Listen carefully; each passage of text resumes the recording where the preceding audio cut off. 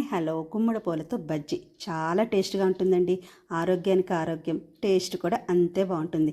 ఈసారి ఎక్కడైనా మీకు గుమ్మడి పూలు కనిపిస్తే మాత్రం వదలకుండా ఈసారి ఈ బజ్జీ ట్రై చేయండి. అందరికీ తప్పకుండా నచ్చుతుంది. దీని గురించి ముందుగా పచ్చి బియ్యం తీసుకొని దాన్ని బాగా కడిగి ఒక అరగంట సేపు నానబెట్టండి. ఇలా పచ్చి బియ్యంతో చేసిన ఈ బ్యాటరు ఈ బజ్జీకి మంచి టేస్ట్ని ఇస్తుందండి, క్రిస్పీగాను.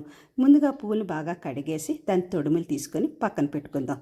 ఇందాక మనం నానబెట్టిన ఆ బియ్యాన్ని గ్రైండర్లో వేసి అందులోని సరిపడ ఉప్పు, పసుపు, జీలకర్ర, ఎండుమిరపకాయలు లేదు అంటే మన కారమైన వేసుకోండి. ఒక స్పూను మన శనగపిండి వేసి మెత్తగా పేస్ట్ చేసుకొని ఇలా పక్కన పెట్టుకోండి. కడాయిలో కొంచెం నూనె వేసి ఈ పువ్వుల్ని కొంచెం జస్ట్ అలాగా డిప్ చేసి ఇలా పెన్నం మీద ఒక్క 10 నిమిషాలండి, అంతకన్నా ఎక్కువ అవసరం లేదు. ఒక 2 నిమిషాలు హై ఫ్లేమ్లో, తర్వాత ఒక 4-5 నిమిషాలు సిమ్లో పెడితే చక్కగా వేగిపోతుంది. క్రిస్పీగా వస్తుంది, పైన క్రిస్పీగా. పువ్వు టేస్ట్ చాలా డిఫరెంట్గా ఉంటుంది. నచ్చితే ఒకసారి మీరు కూడా ట్రై చేయండి.